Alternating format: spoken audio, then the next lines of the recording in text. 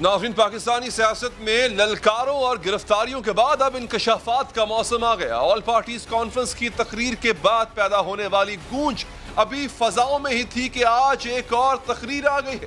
کچھ راز کی باتیں بتائی گئی ہیں، کچھ سوالات اٹھائے گئے ہیں، کچھ سوالات عدالت نے بھی اپنے ریمارکس میں اٹھائے ہیں اور کچھ سوالات ملکی سیاست پر نظر رکھنے والے اٹھا رہے ہیں۔ آخر مسلم لیگ نواز نے اپنی خاموشی توڑنے کا فیصلہ کس بنیاد پر کیا؟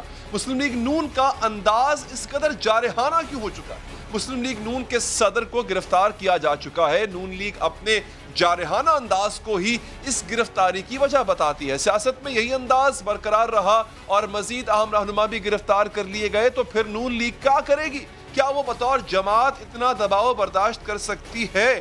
آج مسلم لیگ نواز کی سینٹرل ایگزیکٹو کمیٹی کا اجلاس ہوا، جس سے نواز شریف نے ویڈیو لنک کے ذریعے خطاب کیا اور انکشاف کیا کہ تحریک انصاف کے دھرنوں کے دوران ایک اہم شخصیت نے ان پر مستعفی ہونے کے لیے دباؤ ڈالا تھا۔ ڈی جی آئی سے ہی تھے ظہیر الاسلام صاحب، انہوں نے جناب کہا کہ جی نواز شریف صاحب آپ استعفیٰ دے دیں، یہ دھرنوں کے دوران کی بات ہے، دھرنوں کی۔ تو میں نے کہا کہ میں اس طرح سے سٹیپ ڈاؤن کرنے والا نہیں ہوں، میں استعفیٰ نہیں دوں گا۔ اہم بات یہ ہے کہ آج نواز شریف سابق D G I S I کے حوالے سے بات کر رہے ہیں، لیکن انہی کے بارے میں جب انہی کے وزیر مشاہد اللہ نے بیان دیا تھا تو نواز شریف نے ان کا بیان غیر ذمہ دارانہ قرار دے کر مشاہد اللہ کو برطرف کر دیا تھا۔ نواز شریف تب ٹھیک تھے یا اب ٹھیک ہیں؟ یہ سوال ابھی باقی۔ Nawaz Sharif all parties conference کے بعد سے ایک بار پھر سول بالادستی کی بات کرنے لگے ہیں۔ آج انہوں نے کہا ہے کہ موجودہ پارلیمان اس کے نمائندے نہیں بلکہ کوئی اور چلا رہا ہے۔ نواز شریف نے کہا کہ کوئی اور بتاتا ہے کہ کون سا بل لانا ہے اور کیا کرنا ہے۔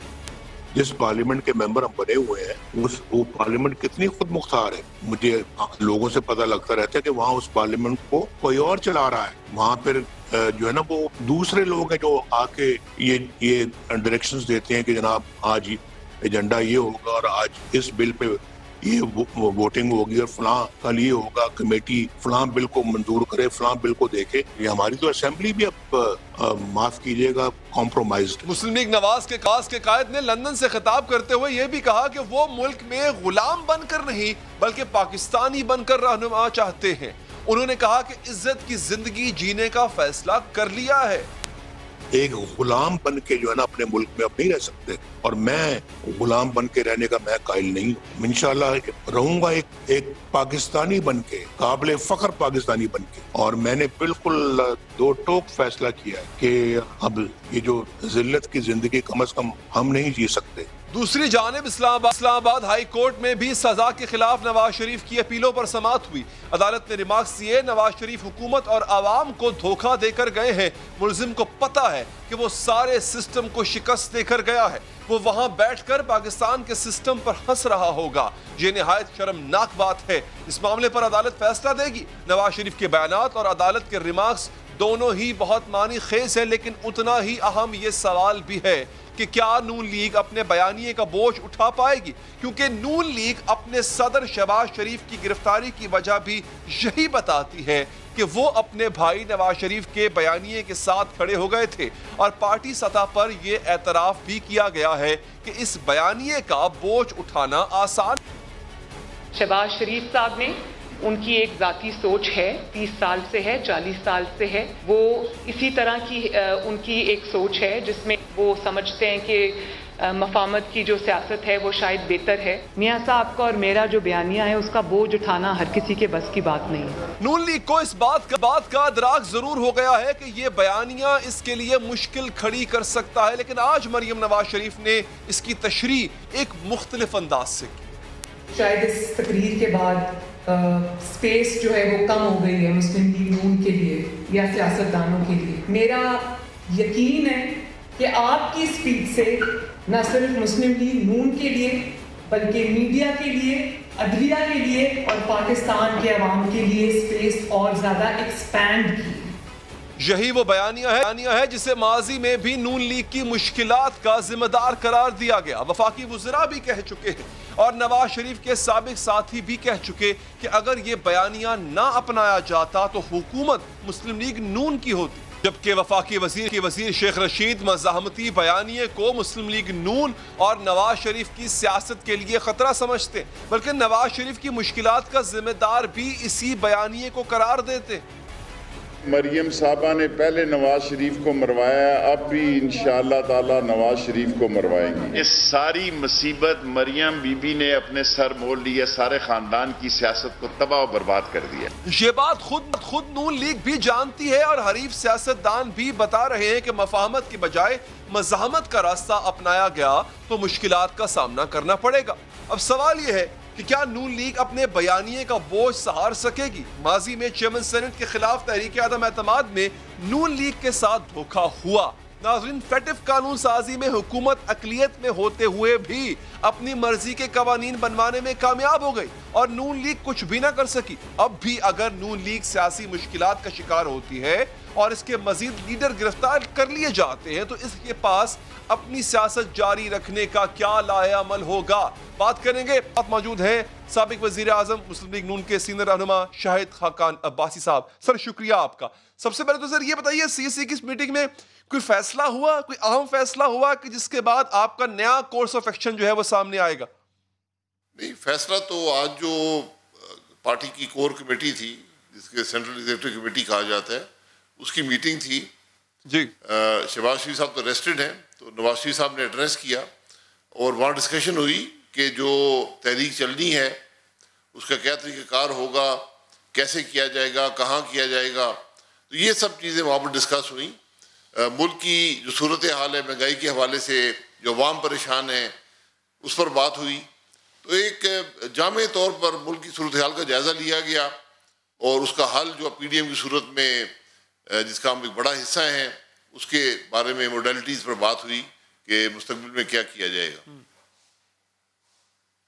بالکل ٹھیک۔ تو عباسی صاحب، آج سابق وزیر اعظم نواز شریف صاحب کی جو گفتگو تھی وہ بھی بڑی اہم تھی، میں اس کے کچھ حصے ہیں اس پر بھی آؤں گا سر، لیکن اس سے پہلے ایک مریم صاحبہ نے اپنی پریس کانفرنس میں کہا تھا کہ نواز شریف کے بیانیے کا بوجھ ہر کوئی نہیں اٹھا سکتا، ہر کوئی بوجھ سہار نہیں سکتا، تو کیا اب آج جو نواز شریف صاحب نے گفتگو کی، خطاب کیا آج کی سی سی کی میٹنگ سے، اس میں یہ اب آپ بوجھ اٹھانے کو تیار ہیں نواز شریف کے بیانیے کا؟ کیونکہ سر ہم نے اس سے پہلے دیکھا ہے کہ سینٹ میں عدم اعتماد کی تحریک ہو، حالیہ فیٹف کا جو قانون ہے اس پر آپ کا ووٹ ہو، آپ کا ووٹ چوری ہوا، آپ کا ووٹ آپ کو کچھ حد تک دغا دے کے آپ سے بے وفائی کر گیا، اس کا مطلب ہے سب تو بوجھ اٹھانے کو تیار ہے نہیں، تو کیا اب آپ مجموعی طور پہ وہ بوجھ اٹھانے کو تیار ہیں؟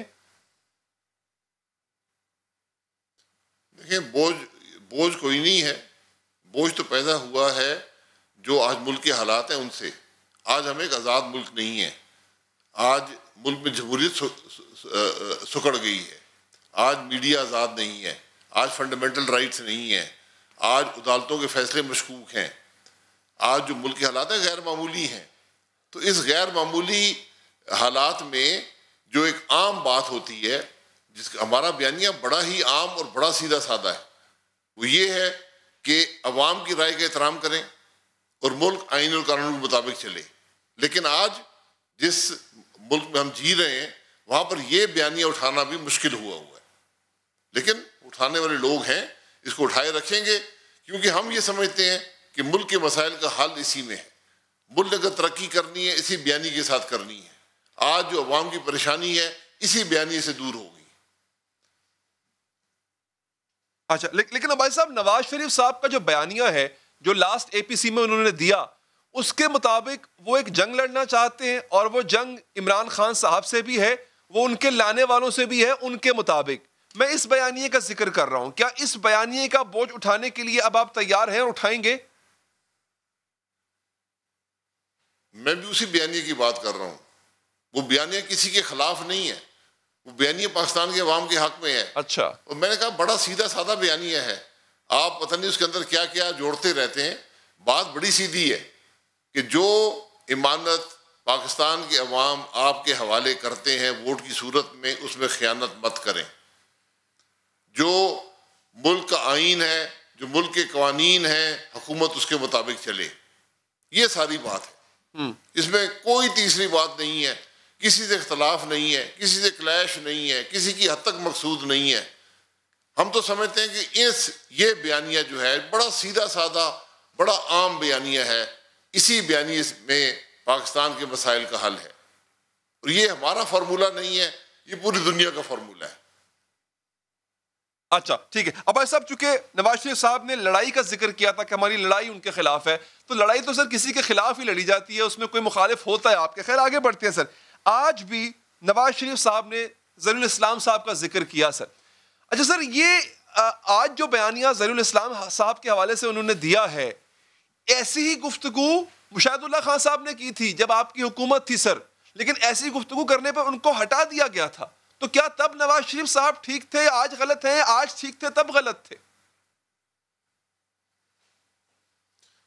دیکھیں، کچھ باتیں ایسی ہوتی ہیں جو ہو جاتی ہیں، ان کو پوشیدہ رکھا جاتا ہے، منظر عام پر نہیں لایا جاتا، پبلک ڈیبیٹ کا حصہ نہیں بنتے، لیکن اب وہ بن گئے ہیں۔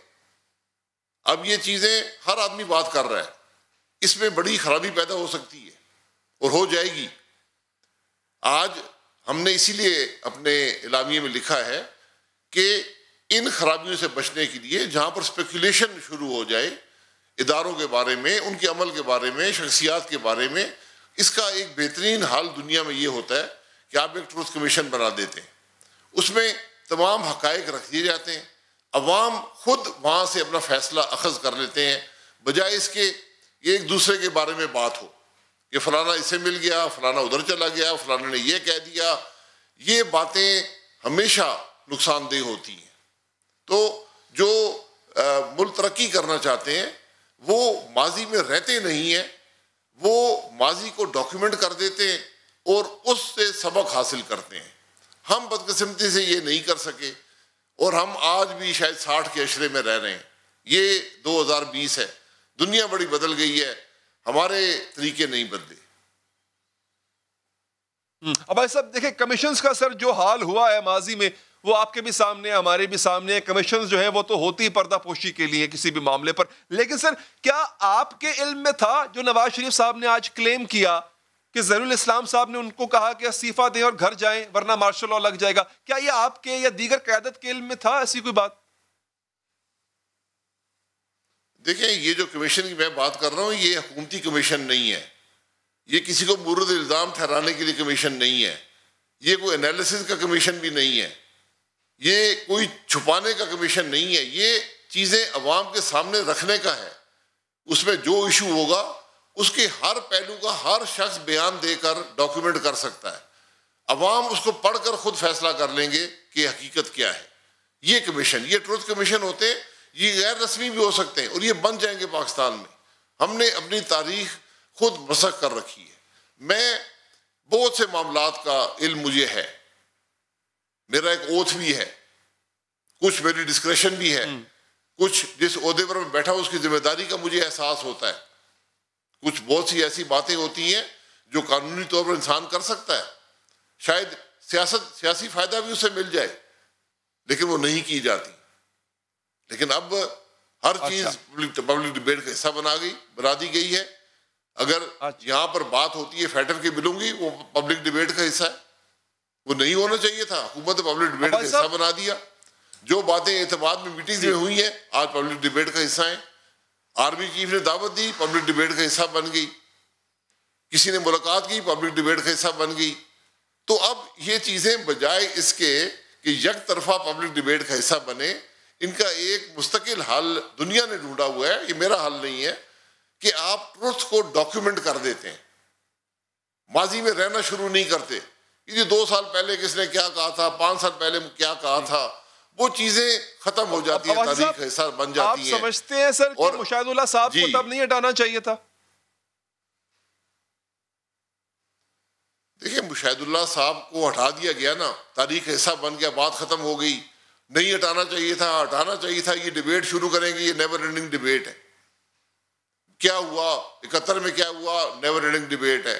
65 میں کیا ہوا، نیور اینڈنگ ڈیبیٹ ہے۔ 47 میں کیا ہوا، 48 میں کیا ہوا، 49 میں، 50 میں، ہر سال ہمارے تو تاریخ ہی موجود نہیں ہے۔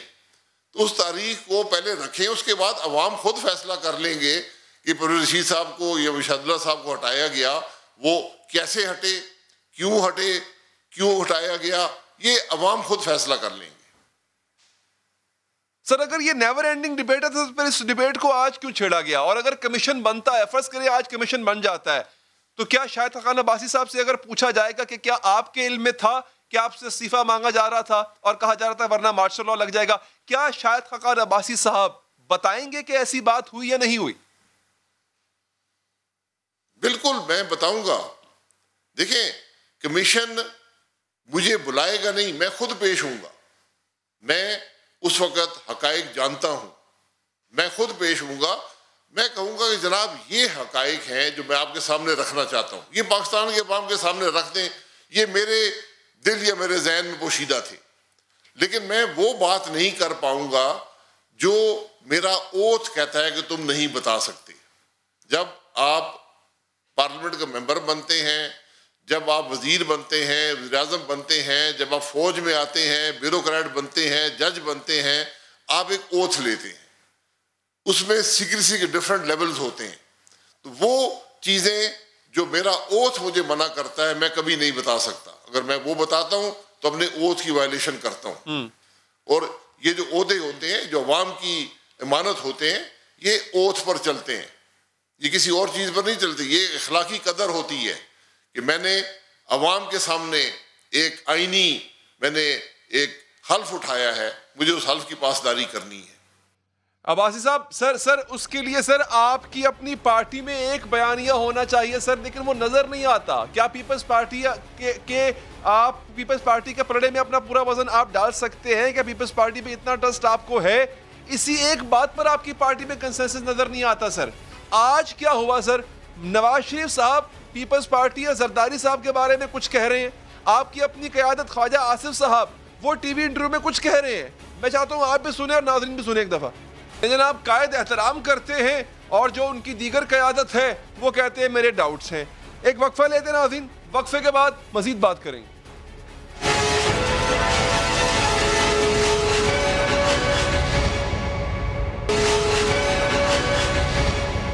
ناظرین بھارت میں انصاف کے منہ پر ایک بار پھر کالک مل دی گئی، بابری مسجد شہید کی گئی، ہندو مسلم فسادات ہوئے، 3000 افراد مار دیے گئے، 28 سال تک کیس چلتا رہا اور آج تمام کے تمام ملزم بری کر دیے گئے۔ جنہیں آج عدالت نے بری کیا وہ عدالتی فیصلہ سننے کے بعد دوبارہ سے اقرار جرم کر رہے ہیں، سرعام کر رہے ہیں، میڈیا کے سامنے کر رہے ہیں، لیکن انصاف کی دیوی منہ لپیٹ کر سو رہی ہے۔ فیصلہ سنانے والے نام نہاد منصف نے اپنی آنکھیں اور کان بند کر لیے۔ عدالت کا کہنا ہے کہ بابری مسجد شہید ضرور کی گئی لیکن اس کے پیچھے کوئی منصوبہ بندی نہیں تھی، لہٰذا جو 32 افراد اس کیس میں نامزد کیے گئے تھے ان تمام کو بری کیا جاتا ہے۔ انصاف کا خون ہونے پر بابری مسجد شہادت کے سبھی ذمہ دار خوشیاں منا رہے ہیں، ایک دوسرے کو گلے لگا رہے ہیں، مٹھائیاں کھلا رہے ہیں، تقسیم کر رہے ہیں اور جے شری رام کے نعرے لگا رہے ہیں۔ پاکستان دفتر خارجہ نے بھی ملزموں کی بریت کی شدید مذمت کرتے ہوئے اسے دنیا بھر کے مسلمانوں کی دل آزاری قرار دیا۔ بابری مسجد 500 سال پہلے بھارت کے پہلے مغل بادشاہ ظہیر الدین بابر کے دور میں تعمیر کی گئی تھی۔ ہندوؤں کا ماننا ہے کہ ایودھیا میں تعمیر کی گئی یہ مسجد ان کے بھگوان رام چندر کے جائے پیدائش پر بنائی گئی۔ 6 دسمبر 1992 کو مشتعل ہندو گروہ نے یہاں حملہ کر دیا تھا اور بابری مسجد کو شہید کر دیا گیا۔ بابری مسجد کی شہادت کے بعد بدترین فسادات نے جنم لیا، ہزاروں افراد اپنی جان سے گئے۔ ان فسادات کو تقسیم ہند کے بعد ہونے والے سب سے بڑے فسادات کہا گیا۔ بابری مسجد کی شہادت کے بعد اس مقام کا کنٹرول پہلے وفاقی حکومت اور بعد میں سپریم کورٹ نے سنبھالا۔ اس معاملے پر بار بار انصاف کو مفاد کے پاؤں تلے روندا گیا، عدل کو بے آبرو کیا گیا۔ 9 نومبر 2019 کو بھارتی سپریم کورٹ نے فیصلہ دیا کہ بابری مسجد کی زمین پر رام مندر بنایا جائے گا۔ عدالتی فیصلے کے بعد بھارتی وزیر اعظم نریندر مودی نے اس جگہ مندر کا سنگ بنیاد رکھا۔ بابری مسجد کی شہادت کا دوسرا مقدمہ یہ تھا کہ 500 سالہ پرانی مسجد کو باقاعدہ ایک سازش کے تحت شہید کیا گیا۔ اس سازش کا الزام حکمران جماعت بی جے پی کے شریک بانی اور سابق نائب وزیر اعظم لال کرشن اڈوانی پر لگایا گیا۔ سابق مرکزی وزراء مرلی منوہر جوشی، اوما بھارتی اور اتر پردیش کے سابق وزیر اعلیٰ کلیان سنگھ سمیت کئی سینئر سیاستدانوں کو اس میں نامزد کیا گیا اور آج 28 साल बाद अदालत कह रही है मस्जिद की शहादत में साजिश शामिल नहीं थी, मुल्जिमों को बरी किया जाता है। सितम ज़रीफ़ी ये है कि आज अदालत से बरी होने वालों ने फैसला सुनने के फौरन बाद ही एक बार फिर इकरार जुर्म किया। आखिर अदालत ने किस बुनियाद पर मुल्जिमान को बरी किया, ये तो अपना जुर्म मान रहे हैं। भारतीय जनता पार्टी से ये ताल्लुक रखने वाली प्रज्ञा सिंह ठाकुर जो भोपाल से मेंबर पार्लियामेंट हैं, गुज़िश्ता साल उन्होंने भी इस बात का बरमला एतराफ किया था कि वो बाबरी मस्जिद को गिराने की कार्रवाई में खुद शरीक हुई थी। हालांकि भारत की सुप्रीम कोर्ट अपने फैसले में बाबरी मस्जिद की शहादत को कानून की बदतरीन खिलाफ वर्जी करार दे चुकी है। जब कानून की बदतरीन खिलाफ वर्जी हुई है तो फिर ये खिलाफ वर्जी करने वाले कौन हैं? अगर तमाम मुल्जिम बरी किए गए तो बाबरी मस्जिद किससे शहीद की? बना जमात भारतीय जनता पार्टी के शरीक बानी एल.के. अडवाणी इस केस के मरकजी किरदार थे। बाबरी मस्जिद की जगह मंदिर बनाने की तहरीक उन्होंने ही चलाई थी। उनका मौक़िफ़ यह है कि इस रोज सूरत हाल उनके काबू से बाहर हो गई थी, जबकि हकायक भारतीय अदालत के फैसले और एल.के. अडवाणी के बयान दोनों ही के बरक्स हैं। अगर भारतीय अदालत ने इस बुनियाद पर मुल्जिम बरी किए कि उन्होंने जो किया वो कोई सोचा समझा मंसूबा नहीं था, तो उस फैसले से पहले आने वाले बयानात एक बिल्कुल ही मुख्तलिफ कहानी सुनाते। ये हमला बाकायदा मंसूबा बंदी के तहत किया गया। जिस रोज बाबरी मस्जिद को शहीद किया गया उससे एक दिन पहले हिंदू इंतहा पसंदों ने बाकायदा रिहर्सल की थी। बाबरी मस्जिद एक ऊंचे टीले पर बनी है। इंतहा पसंदों ने एक टीले के गिर्द लोहे का ग्रिल लगाकर इस पर चढ़ने की मशक की थी। भारतीय सहाफी प्रवीण जैन के पास तो इस रिहर्सल की तस्वीरी सबूत भी मौजूद। बात यह है कि यह भारतीय सहाफी केस का ऐनी शाहिद था। वो अदालत को सबूत फराहम कर चुका है। इसके बावजूद अदालत ने यह फैसला दिया कि बाबरी मस्जिद की शहादत के पीछे कोई साजिश नहीं थी।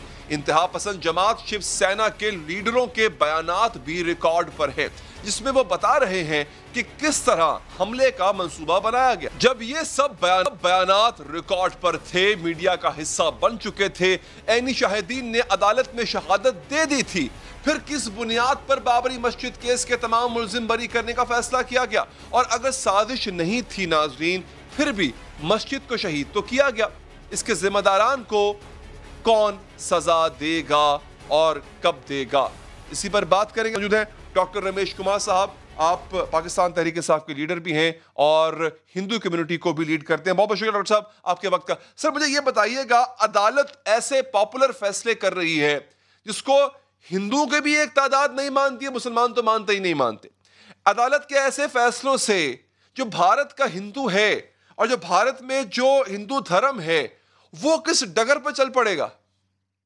मैं हिस्ट्री जो बताती है, जहाँ पे भी जब पॉपुलर फैसले किए जाते हैं और वो अपने ज़मीर से हटके किए जाते हैं, वो हमेशा उस चीज़ का नुकसान होता है, फ़ायदा नहीं होता है, क्योंकि खुदा की ब्लेसिंग वहाँ पे ख़त्म हो जाती है। मेरा इस चीज़ में एक बिल्कुल क्लियर है कि अल्लाह का घर मिटा के भगवान का घर नहीं बन सकता, ईश्वर का घर मिटा के अल्लाह का घर नहीं बन सकता। अली अदर, आप मुझे पुराना जानते हैं, मैं जब रास्ते में जब अपने गाँव की तरफ जाता हूँ, मुझे मस्जिद भी रास्ते में अगर मिलती है बनते हुए, इमाम बारगाह भी मिलती है, मंदिर भी मिलता है, तो मेरी नज़र में तीनों एक होते हैं और मैं हर जगह पे रुकता हूँ और उन पेटी में डाल के आगे बढ़ता हूँ। मेरे वालिद जब 87 में जब वो नौकोट के मतलब डिस्ट्रिक्ट मीरपुर खास में वो डॉक्टर थे, हॉस्पिटल में थे, तो कहा कि यार मेरा फ़र्ज़ बनता है कि मैं यहाँ पे मुस्लिम कम्युनिटी ज़्यादा है, वो बेचारे इतने दूर जाते हैं, अपने पैसों से वहाँ पे मस्जिद बनाई कि आज मैं ये मस्जिद बनाऊँ उनके लिए। लोगों की सोच ये होनी चाहिए। हिंदुइज्म जो है वो पीस सिखाता है, इंटरफेस सिखाता है, हार्मनी सिखाता है, मगर पता नहीं ये भारत की इस वक्त की जो गवर्नमेंट है बीजेपी की, वो इस किस्म की एक्सट्रीमिज्म के ऊपर चली गई है कि इंसानियत जो सिखाता है कि कोई इंसान अगर तकलीफ में है तो उसकी इंसान की आवाज़ बननी चाहिए, मगर यहाँ पे ताला लगा के उस इंसान की आवाज़ कश्मीर में बंद की जा रही है। अगर 11 लोग जिस तरीके से आप सिटीजन एक्ट का बिल बना के लोगों को अट्रैक्ट। ठीक है डॉक्टर साहब बहुत बहुत शुक्रिया सर, बहुत शुक्रिया आपके वक्त का। नाजरीन, जमहूरियत की चैंपियन पार्टी के दावों में से आहिस्ता आहिस्ता अब हवा निकलती जा रही है। पीटीआई में जो भी पार्टी से इख्तलाफ करता है, جو بھی عوام کی بات کرتا ہے جو احتجاج کرنے کی کوشش بھی کرتا ہے اسے ڈسپلن کا ڈنڈا گھما کر چپ کرا دیا جاتا ہے۔ مسائل میں گھرے کراچی کے شہری تو بے بس ہیں ہی، لیکن کراچی سے منتخب ہونے والے ارکان اسمبلی تک بے بس ہیں۔ مسائل پر مسائل ہیں، بول نہیں سکتے، اور جو بولتے ہیں ان کے پاس پھر مستعفی ہونے کے علاوہ کوئی رستہ نہیں بچتا۔ آج سندھ کے اپوزیشن لیڈر اور پی ٹی آئی کے رہنما فردوس شمیم نقوی نے بھی عہدے سے استعفیٰ دے دیا۔ استعفے کی خبروں پر وضاحت دیتے ہوئے فردوس شمیم نقوی نے کہا کہ اپنی غلطی کا اعتراف کیا تھا اور پارٹی قیادت سے معافی مانگی تھی جو پارٹی چیئرمین کے پاس ہے، لیکن معافی کے باوجود فردوس شمیم نقوی نے ایک بار پھر دبے لہجے میں وہی بات دہرائی جس پر انہیں مستعفی ہونا پڑا تھا۔ ایس ایس ٹی سی کا میں نے اسٹیٹمنٹ دیا تھا، میں نے ہائر ماڈل گراؤنڈ کو دیکھتے ہوئے جب میں نے اپالوجی لکھی تھی اس کے ساتھ ہی میں نے اپنا ریزگنیشن بھی بھیج دیا تھا، لیکن میں نے ہائر ماڈل گراؤنڈ لیتے ہوئے اپنی غلطی کا احساس کرتے ہوئے میں نے وہ ریزگنیشن بھیجا تھا۔ فردوس شمیم نقوی کو اپوزیشن لیڈر کے عہدے سے اس لیے مستعفی ہونا پڑا تھا جب چند دن پہلے انہوں نے اپنی ہی وفاقی حکومت پر تنقید کرتے ہوئے کہا تھا کہ 2 سال سے ٹرک کی لال بتی کے پیچھے لگایا ہوا ہے، گیس کا مسئلہ حل نہ ہونے پر خاموش نہیں بیٹھوں گا، چاہے میرا تعلق پی ٹی آئی سے ہی کیوں نہ ہو میں خاموش نہیں بیٹھوں گا۔ اگر شہر میں گیس کی فراہمی ٹھیک نہیں ہو رہی تو وزیر اعظم سمیت سب کو شرم دلاؤں گا۔ اس شہر کے اندر گیس کی ڈیلیوری صحیح نہیں ہے اور یہ میں شور مچاؤں گا، وزیر اعظم صاحب بھی سنیں، عمر ایوب صاحب بھی سنیں، ندیم بابر صاحب بھی سنیں، ان کو شرم بھی دلاؤں گا اور یہی کہوں گا کچھ شرم ہوتی ہے، کچھ حیا ہوتی ہے، 2 سال گزر گئے، مسئلہ حل کرو۔ گیس کے معاملے پر فردوس شمیم نقوی وفاقی حکومت کو سخت تنقید کا نشانہ بنا رہے ہیں۔ اس سے پہلے بجلی کے معاملے پر بھی پی ٹی آئی سندھ کے ایک اور اہم رکن اسمبلی خرم شیر زمان وفاقی حکومت کے اقدامات پر تحفظات ظاہر کر چکے ہیں۔ کیا صوبے میں رہتے ہوئے، صوبے کی نمائندگی کرتے ہوئے وفاق کے رسپانس سے سیٹسفائیڈ ہے؟ نہیں جی، بالکل بھی سیٹسفائیڈ نہیں، ہم بالکل سیٹسفائیڈ نہیں ہیں۔ ہم نے وزیر اعظم صاحب کو اپنی جو ہے یہ ایک شکایت بھی پہنچا دی ہے کہ ہم بالکل بھی سیٹسفائیڈ نہیں ہیں۔ حکومتی اراکین کی بے بسی کا اندازہ اس بات سے بھی لگایا جا سکتا ہے کہ حکومت میں ہوتے ہوئے بھی انہوں نے لوڈ شیڈنگ کے خلاف دھرنا دیا، احتجاج کیا، اور اس احتجاج میں حکومت کے ہی رکن اسمبلی، حکومت کے ہی وزیر پر برس پڑے۔ پاکستان کا سب سے بدتمیز وزیر جو ہے اس کا نام ہے عمر ایوب خان۔ عمر ایوب خان نے مجھ سے کہا کہ ہمارا کوئی تعلق نہیں کراچی کی الیکٹرک سے اور ہمارا کراچی والوں کو بجلی دینے سے کوئی تعلق نہیں ہے۔ تحریک انصاف میں یہ کالی بھیڑیں گھسی ہوئی ہیں جنہوں کی وجہ سے خان صاحب کو تکلیف پہنچ رہی ہے۔ یہ کھلی حقیقت ہے کہ تحریک انصاف کے اپنے ہی ارکان اسمبلی اپنی حکومت سے مایوس ہوتے جا رہے ہیں، اور خاص طور پر کراچی میں پی ٹی آئی کے کئی رہنما احتجاجاً اسمبلی رکنیت سے استعفیٰ بھی دے چکے ہیں۔ وعدے بھلائے جانے پر تحریک انصاف کے بانی رکن اور کراچی کے حلقہ NA 256 سے رکن قومی اسمبلی نجیب ہارون بھی مستعفی ہو گئے تھے۔ انہیں بھی یہی شکایت تھی کہ وہ اپنے حلقے یا شہر کراچی کے لیے کچھ بھی نہ کر سکے۔ کراچی میرا شہر تھا جہاں میری کانسٹیٹوئنسی تھی، اس کے جو میگا پروجیکٹس ہیں جو اس وقت دلدل کے اندر پھنس گئے ہیں، جیسے کہ کراچی کو پانی چاہیے تھا اور پچھلے 1.5-2 سال سے وہ پروجیکٹ بالکل رکا ہوا ہے۔ اسی طریقے سے جو یہاں پر گرین لائن ہے، چیزیں ہیں جو میکرو جو جسے کہنا چاہیے نا میگا پروجیکٹ۔ نجیب ہارون کے علاوہ ایک اور MNA عامر لیاقت بھی وزیر اعظم کو اپنا استعفیٰ پیش کر چکے ہیں۔ انہیں بھی یہی اعتراض تھا کہ جنہیں کراچی والوں نے ووٹ دیا انہیں بھلا دیا گیا۔ نومبر 16 جنوری کو قومی اسمبلی سے اجلاس کے دوران پی ٹی آئی کراچی کے 3 ارکان اسمبلی نے علی زیدی کے خلاف احتجاج کیا تھا۔ میں یہ کہہ رہا ہوں کہ یہ میری ٹکٹ کے سپورٹ کے لیے آتے تھے، ناراض کیوں ہو رہے ہیں؟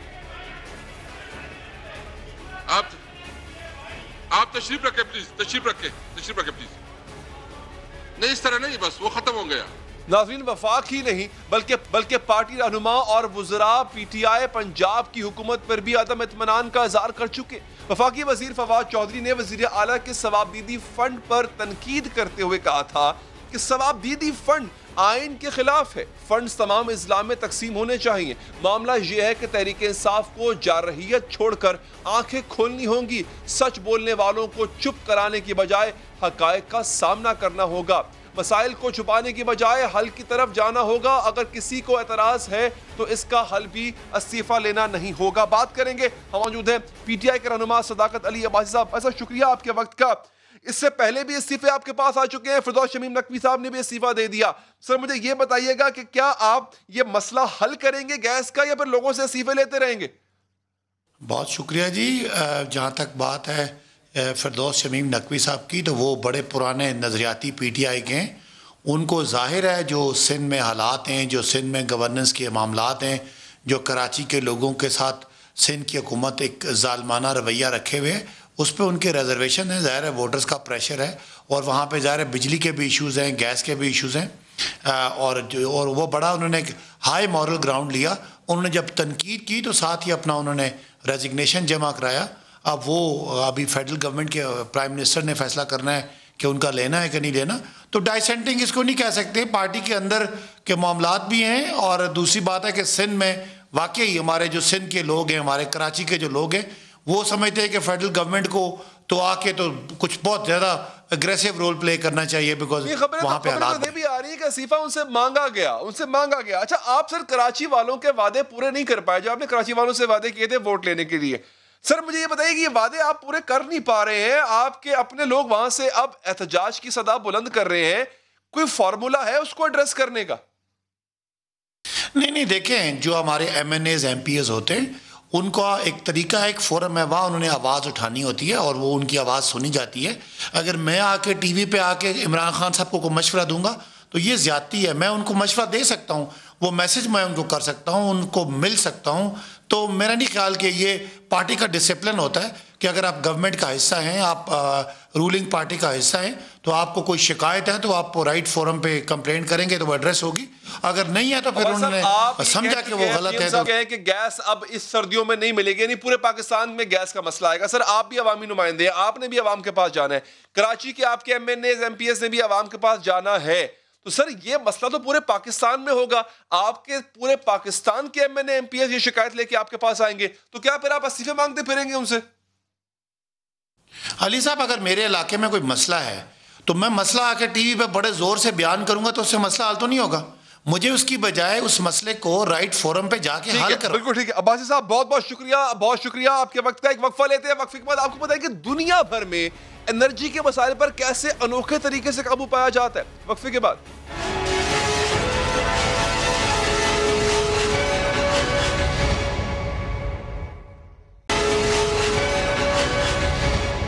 ناظرین, پاکستان میں ہر کچھ عرصے بعد توانائی کا بحران کیوں آ جاتا ہے؟ ہر تھوڑے عرصے بعد گیس کی قلت کیوں ہو جاتی ہے؟ بجلی کیوں مہنگی کر دی جاتی ہے؟ کیوں ابھی تک گیس اور تیل کے مسائل سے نمٹا نہیں جا رہا؟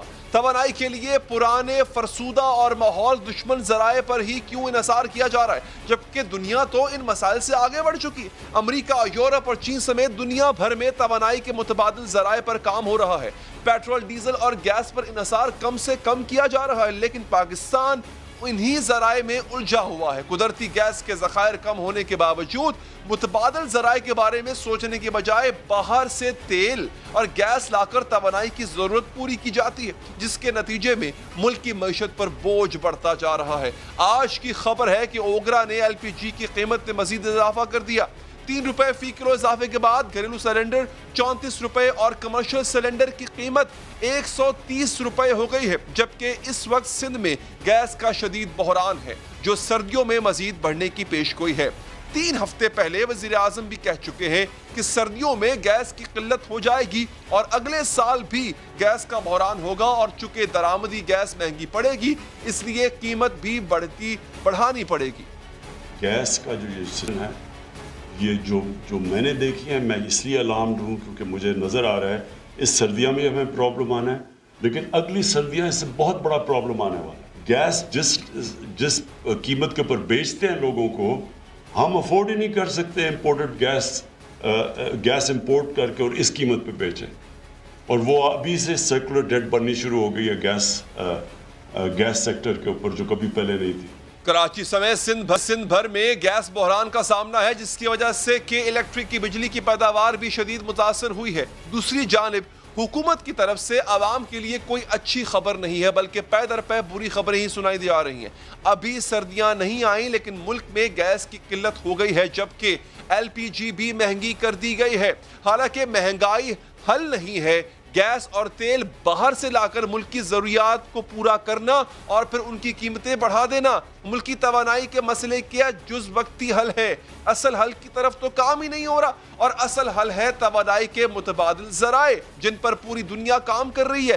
تیل اور گیس کو چھوڑ کر ہوا، سورج، پانی سے توانائی حاصل کی جاتی ہے جو سستی بھی پڑتی ہے اور ماحول دوست۔ یہی وہ بنیادی وجوہات ہیں جس کی وجہ سے امریکہ نے بھی 10 سال پہلے ہی تیل اور گیس پر انحصار کے خاتمے کی طرف چل پڑا تھا۔ تب امریکی صدر براک اوباما نے توانائی کے متبادل اور قابل تجدید ذرائع کے اقدامات۔ اب امریکہ ایک نئے دور میں داخل ہوتا نظر آ رہا ہے۔ امریکی صدارتی امیدوار جو بائیڈن اپنی انتخابی مہم میں بار بار اعلان کر رہے ہیں کہ وہ اقتدار میں آ کر توانائی کے پرانے ذرائع یعنی قدرتی تیل، گیس اور کوئلہ سے مکمل طور پر کنارہ کش ہو جائے۔ متبادل توانائی کے حوالے سے کامیاب ترین مثال برازیل کی ہے، جس سے بایو فیول کے ذریعے قدرتی تیل کی مجبوری سے تقریباً آزاد ہو چکا ہے اور تیل کی درآمد کی مد میں تقریباً $2 ارب کی بچت بھی کر چکا ہے۔ اس نے بایو فیول کے استعمال سے نہ صرف اپنی معیشت کو سہارا دیا بلکہ دنیا کے سامنے ایک رول ماڈل بھی بن چکا ہے۔ ایک طرف دنیا توانائی کے نئے دور میں داخل ہو چکی ہے، لیکن